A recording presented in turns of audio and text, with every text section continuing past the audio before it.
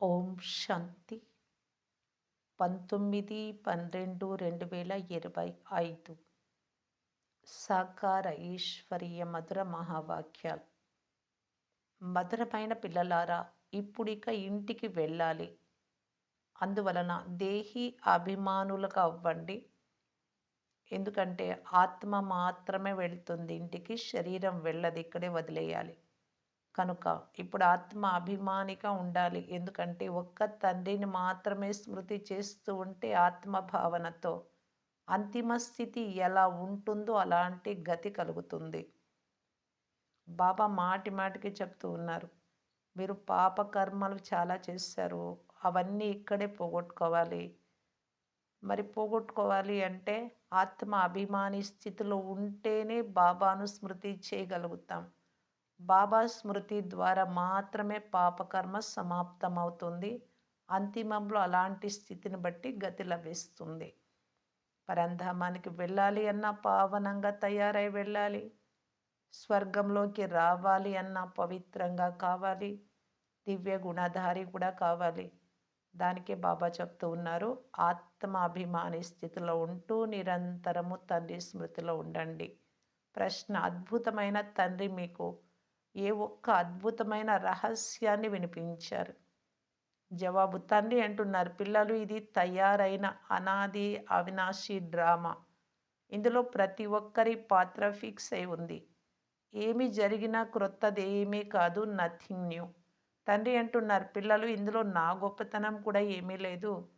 నేను కూడా ఈ డ్రామా బంధనంలో బంధింపబడి ఉన్నా.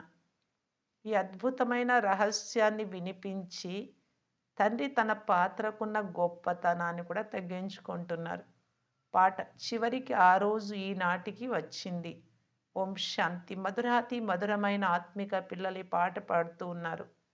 కల్పం తర్వాత మనలను మళ్ళీ ధనవంతులుగా, ఆరోగ్యవంతులుగా, ఐశ్వర్యవంతులుగా చేసేందుకు, పవిత్రత, సుఖశాంతుల వారసత్వం ఇచ్చేందుకు తండ్రి వస్తారు అని పిల్లలైనా మీకు తెలుసు.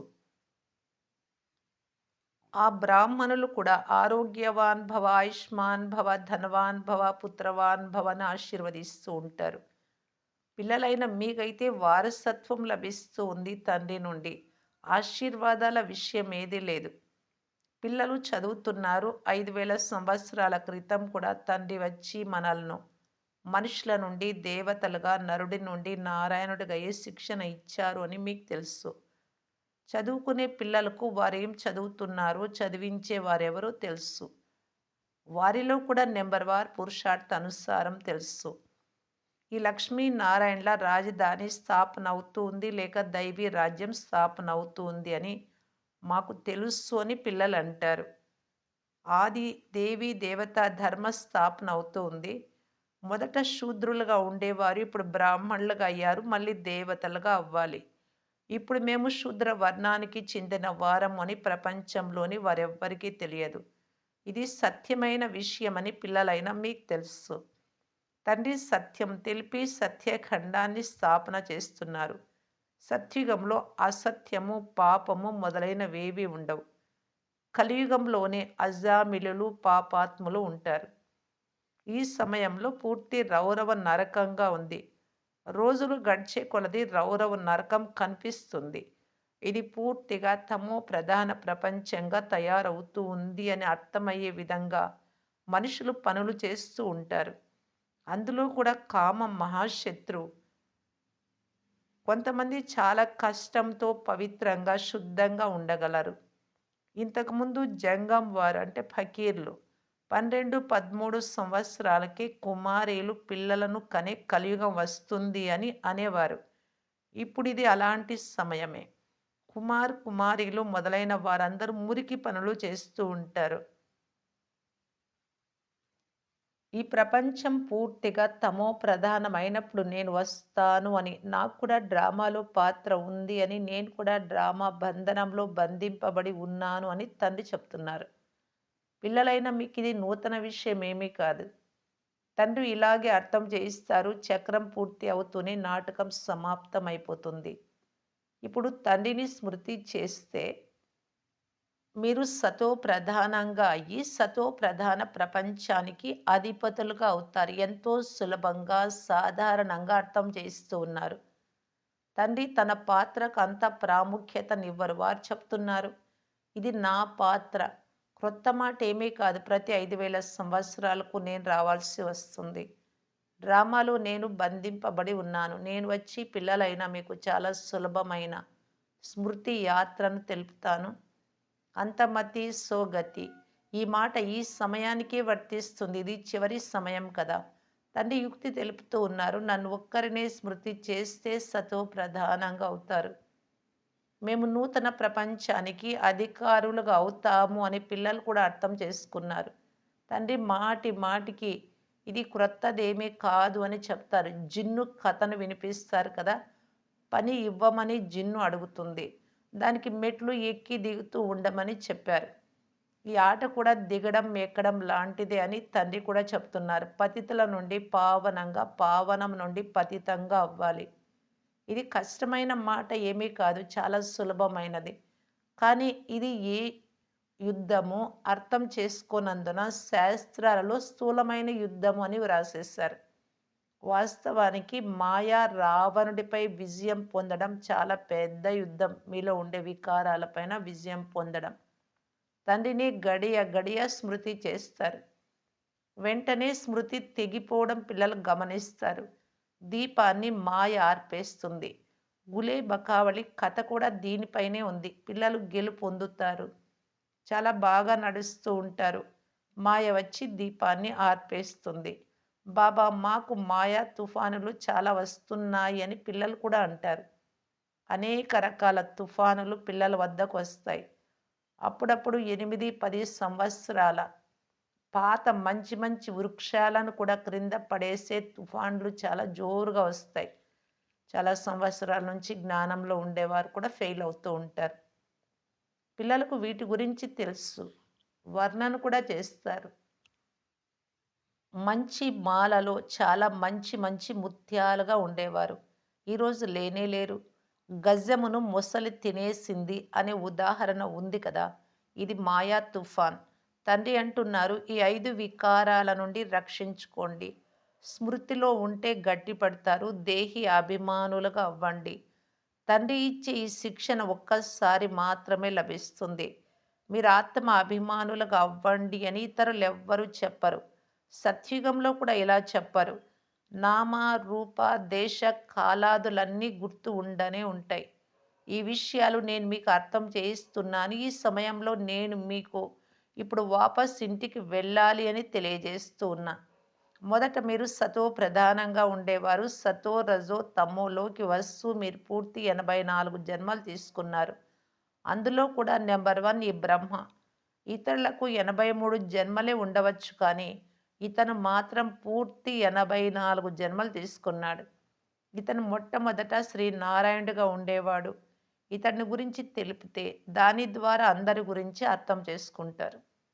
అనేక జన్మల అంతంలో జ్ఞానం తీసుకొని మళ్ళీ నారాయణుడిగా అవుతాడు.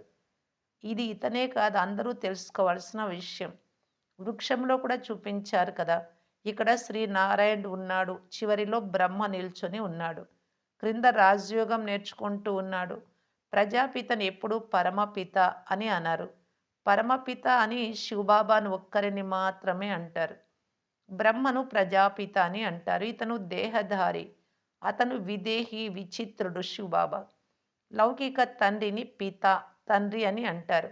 ఇతడిని ప్రజాపిత అని అంటారు. ప్రజలందరికీ తండ్రి అని. ఆ పరమపిత అయితే పరంధామంలో ఉంటారు. ప్రజాపిత బ్రహ్మ పరంధామంలో ఉంటాడు అని అన్నారు.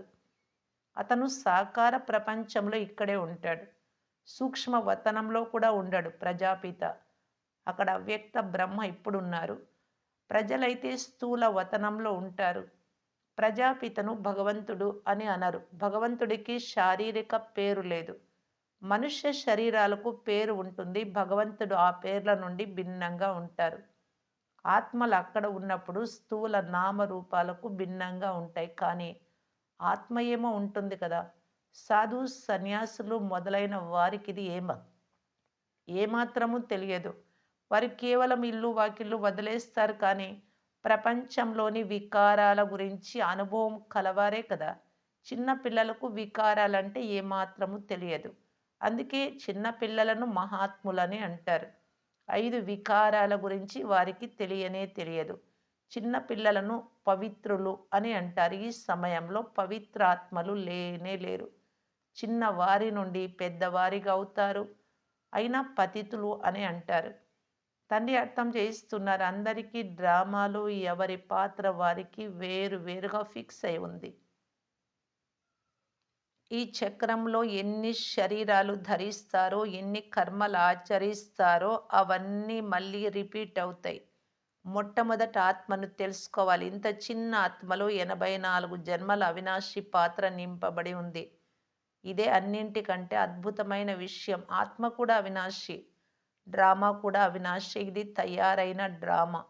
ఎప్పటి నుండి మొదలవుతుందో చెప్పలేరు. ప్రాకృతికము అని అంటారు కదా! ఆత్మ ఎలా ఉంటుందో, ఈ డ్రామా ఎలా రచింపబడిందో ఇందులో ఎవ్వరు ఏమీ చెయ్యలేరు. ఎలాగైతే సముద్రము, ఆకాశాల అంతం తెలుసుకోలేరో, అలా ఇది అవినాశి డ్రామా ఎప్పటికీ ఉంటుంది. ఎంతో అద్భుతం అనిపిస్తుంది. బాబా ఎలా అద్భుతమైన వారో, జ్ఞానం కూడా చాలా అద్భుతమైనది. ఎప్పుడూ ఎవ్వరు ఏమీ చెప్పలేరు. ఈ పాత్రధారులంతా తమ తమ పాత్రలు అభినయిస్తూనే ఉంటారు. ఈ నాటకం ఎప్పుడు తయారైంది అని ఎవరు ప్రశ్నించరాదు. ఈ సుఖదుఖాల ప్రపంచాన్ని తయారు చేసేందుకు భగవంతుడికి ఏం అవసరం వచ్చింది అని కొంతమంది అడుగుతారు. అరే! ఇది అనాది డ్రామా. ప్రళయము మొదలైనవి జరగదు. ఇది తయారయ్యే ఉంది. ఎందుకు తయారు చేశారు అని అడగరాదు. మీరు తెలివిగల వారైనప్పుడు ఆత్మ జ్ఞానాన్ని తండ్రి మీకు వినిపిస్తారు. దాని వలన మీరు రోజు రోజుకి ఉన్నతి చెందుతూ ఉంటారు. మొట్టమొదటైతే బాబా చాలా కొద్ది కొద్దిగా వినిపించేవారు. అద్భుతమైన విషయాలుగా ఉండేవి. అయినా ఆసక్తికరంగా ఉండేవి కదా! వారు ఆకర్షించారు. బట్టి ఆకర్షణ కూడా ఉండినది. కృష్ణుడి కంసపురం నుండి తీసుకెళ్ళినట్లు కృష్ణుణ్ణి శాస్త్రాలలో చూపిస్తారు. కంసుడు మొదలైన వారైతే అక్కడ ఉండనే ఉండరు స్వర్గంలో అని మీకు తెలుసు. గీత, భాగవతము, మహాభారతము వీటన్నింటికి సంబంధము జోడిస్తారు. నిజానికి ఏ సంబంధము లేదు. ఈ దసరా మొదలైనవి పరంపర నుండి వస్తున్నాయి అని అంటారు. రావణుడంటే ఏమిటో కూడా ఎవ్వరికీ తెలియదు. ఎవరైతే దేవీ దేవతలుగా ఉండినారో వారంతా క్రిందకు దిగుతూ దిగుతూ పతితులుగా అయ్యారు. ఎక్కువ పతితమైన వారు మొరపెట్టుకుంటారు. ఓ పతిత పావన అని పిలుస్తారు. ఈ విషయాలన్నీ స్వయంగా తండ్రి కూర్చొని అర్థం చేయిస్తున్నారు. సృష్టి చక్రం యొక్క ఆది, మధ్య, అంత్యముల గురించి ఇతరులెవ్వరికీ తెలియదు. మీరు తెలుసుకున్నందున చక్రవర్తి రాజులుగా అవుతారు. త్రిమూర్తి చిత్రంలో ఇది మీ ఈశ్వరీయ జన్మసిద్ధ అధికారము అని వ్రాయబడి ఉంది. బ్రహ్మ ద్వారా స్థాపన, శంకరుడి ద్వారా వినాశనం, విష్ణువు ద్వారా పాలన అని అంటారు. వినాశనం కూడా తప్పకుండా జరగాలి. నూతన ప్రపంచంలో చాలా తక్కువ మంది ఉంటారు. ఇప్పుడైతే అనేక ధర్మాలున్నాయి. ఆది సనాతన దేవీ దేవతా ధర్మం ఒక్కటే లేదు అని అర్థం చేసుకుంటారు. మళ్ళీ ఆ ధర్మం ఒక్కటే రావాలి. మహాభారతానికి కూడా గీతతో సంబంధం ఉంది. చక్రం తిరుగుతూనే ఉంటుంది. ఒక్క సెకండ్ కూడా నిలబడదు. ఇవి క్రొత్త విషయాలు కావు. చాలా సార్లు రాజ్యం తీసుకున్నారు. కడుపు నిండిన వారు గంభీరంగా ఉంటారు. మేము అనేక మార్లు రాజ్యం తీసుకున్నాము అని. ఇది నిన్నటి మాటే అని లోలోపల భావిస్తారు. నిన్నటి రోజు దేవీ దేవతలుగా ఉండే వారము చక్రంలో తిరిగి ఈరోజు పతితులుగా అయ్యాము. మళ్ళీ యోగ బలంతో విశ్వ చక్రవర్తి పదవిని తీసుకుంటాము అని భావిస్తారు. తండ్రి అంటున్నారు కల్ప కల్పము చక్రవర్తి పదవిని మీరే తీసుకుంటారు. కొంచెం కూడా తేడా ఉండదు. రాజ్యంలో కొంతమంది ఉన్నతంగా, కొంతమంది తక్కువ ఉన్నతంగా అవుతారు. ఇది పురుషార్థము ద్వారానే జరుగుతుంది. మొదట మీరు కోతుల కంటే హీనంగా ఉండేవారు. ఇది మీకు తెలుసు. ఇప్పుడు తండ్రి మందిరానికి అర్హులుగా చేస్తున్నారు. మంచి మంచి పిల్లలు ఎవరైతే ఉన్నారో వారు మొదట మేము దేనికి పనికి రాకుండా ఉండేవారము అని ఇప్పుడు సంపూర్ణంగా తయారవుతున్నాము అనే అనుభవం చేస్తారు. కల్ప కల్పము తండ్రి మనలను పైసా నుండి పౌండ్ సమానంగా చేస్తున్నారు. కల్పకృతం వారి విషయాలను బాగా అర్థం చేసుకుంటారు. మీరు కూడా ప్రదర్శనలు మొదలైనవి చేస్తారు. అది కూడా క్రొత్తదేమీ కాదు. వీరి ద్వారానే మీరు అమరపురమును స్థాపన చేస్తున్నారు. భక్తి మార్గంలో దేవీ దేవతలు మొదలైన వారికి అనేక మందిరాలున్నాయి. ఇదంతా పూజారుల సామగ్రి. పూజ్యుల సామగ్రి ఏది లేదు. తండ్రి అంటున్నారు, రోజు రోజుకు రహస్యమైన పాయింట్లు అర్థం చేయిస్తూ ఉంటాను. ఇంతకుముందు తెలిపిన అనేక పాయింట్లు మీ వద్ద ఉన్నాయి. వాటిని ఇప్పుడేం చేస్తారు? అలాగే పడి ఉన్నాయి. వర్తమానంలో బాప్దాదా క్రొత్త క్రొత్త పాయింట్లు తెలుపుతూ ఉంటారు. ఆత్మ చాలా చిన్న బిందువు. ఇందులో పూర్తి పాత్ర నింపబడి ఉంది. ఈ పాయింట్ ఇంతకుముందు కాపీలలో ఉండదు. పాత పాయింట్లు మీరేం చేస్తారు? చివరి ఫలితమే పనికి వస్తుంది. తండ్రి అంటున్నారు, కల్పకృతం కూడా ఇలాగే వినిపించాను. నెంబర్ వారుగా చదువుతూ ఉంటారు. ఏదో ఒక సబ్జెక్ట్లో హెచ్చు తగ్గులు జరుగుతూ ఉంటాయి. వ్యాపారంలో కూడా గ్రహచారం కూర్చుంటుంది. ఇందులో హార్ట్ ఫెయిల్ అవ్వరాదు, బాధపడరాదు. మళ్ళీ లేచి పురుషార్థం చేయాలి. మనుషులు దివాలా తీస్తారు. మళ్ళీ వ్యాపారము మొదలైనవి చేసి చాలా ధనవంతులుగా అవుతారు. ఇక్కడ కూడా ఎవరైనా వికారాలలో పడిపోతారైనా తండ్రి చెప్తున్నారు, మంచి పురుషార్థం చేసి ఉన్నత పదవి పొందండి. మళ్ళీ ఎక్కడం మొదలు పెట్టాలి. తండ్రి అంటున్నారు, క్రింద పడ్డారు, మళ్ళీ పైకి లేవండి. క్రింద పడి మళ్ళీ పైకి వెళ్ళేందుకు ప్రయత్నించేవారు చాలామంది ఉన్నారు. బాబా వద్దు అని చెప్పరు. ఇటువంటి వారు కూడా చాలామంది వస్తారు అని తండ్రికి తెలుసు. పురుషార్థం చేయమని తండ్రి అంటున్నారు. అలా ఉన్న ఏదో ఒక రకంగా సహాయకారులుగా అవుతారు కదా. డ్రామా ప్లాన్ అనుసారమే అంటారు. మంచిది పిల్లలు, ఇప్పుడు తృప్తి అయిందా? చాలా మునకలు వేశారు. ఇప్పుడు మళ్ళీ పురుషార్థం చెయ్యండి అని తండ్రి అంటారు. అంటే మాయలోకి వెళ్ళిపోయారు, మునిగిపోతూ ఉంటే మళ్ళీ బయటికి రండి అని. బేహద్దు తండ్రి ఇలాగే అంటారు కదా. బాబాను కలుసుకునేందుకు అనేక మంది వస్తారు. అనంతమైన తండ్రి చెప్పేది వినరా? పవిత్రంగా అవ్వరా అని వారికి చెప్తాను. ఆత్మగా భావించి ఆత్మకు అర్థం చేయిస్తే బాణం తప్పకుండా తగులుతుంది. మీరు చెప్పే మాటలు ఖచ్చితంగా వారికి నాటుకుంటాయి. ఒకవేళ స్త్రీకి బాణం తగిలితే నేను ప్రతిజ్ఞ చేస్తాను అని అంటుంది. కానీ పురుషుడికి తగలదు. పోను పోను అతనిని కూడా ఉన్నతంగా చేసేందుకు ప్రయత్నం చేస్తుంది. చాలామంది పురుషులను స్త్రీలు జ్ఞానంలోకి తీసుకొస్తారు. అప్పుడు స్త్రీ నాకు గురువైంది అని అంటారు.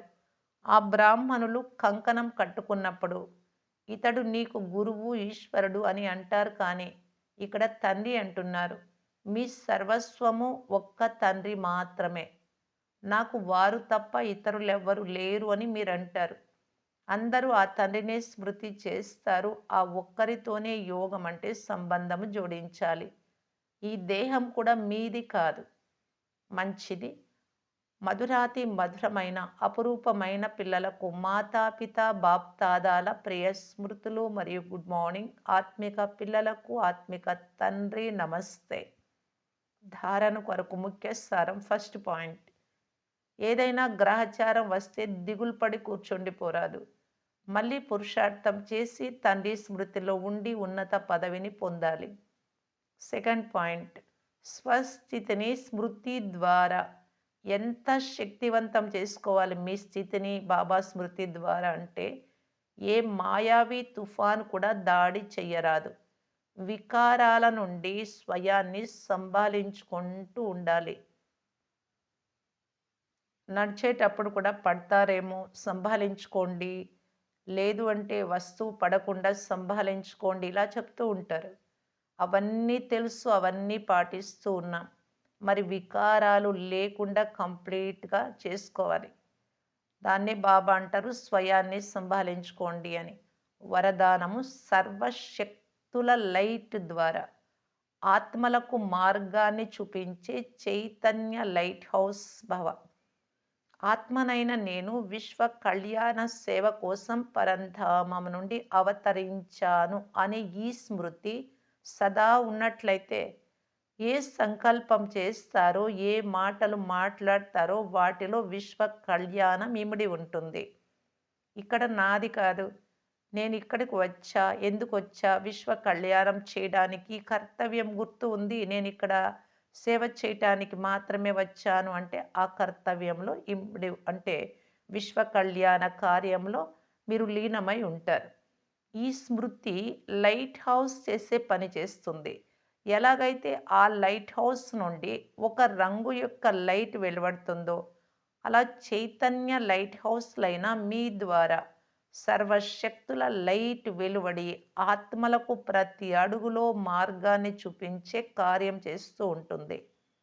స్లోగన్: స్నేహము మరియు సహయోగంతో పాటు శక్తి రూపంగా అయితే ఈ 3 ఉంటే రాజధానిలో ముందు నంబర్ లభిస్తుంది. అవ్యక్త ఇషారా: ఇప్పుడు సంపన్నంగా లేక కర్మాతీతంగా అయి తీరాలి అనే తపనలో ఉంటూ తీవ్ర పురుషార్థం చేసి కర్మాతీత్ కావటానికి బాప్దాదా ఇలా తెలియజేస్తూ ఉన్నారు. కర్మలోకి రావడం ఎలాగైతే స్వాభావికంగా అయిపోయిందో, ఏ కర్మ చేసేదైనా ఈజీ. నడవడం, మాట్లాడడం, చూడడం, వినడం ఇవన్నీ. అలా కర్మాతీతంగా, కర్మల నుండి అతీతంగా అవ్వడం కూడా స్వాభావికంగా అయిపోవాలి. కర్మ చేయండి, స్మృతిలో కూడా ఉండండి. ఎవరైతే సదా ఇలా కర్మయోగి స్థితిలో ఉంటారో, పనులు చేస్తూ తండ్రి స్మృతిలో ఉంటారో, వారు సహజంగానే కర్మాతీతంగా అవ్వగలరు.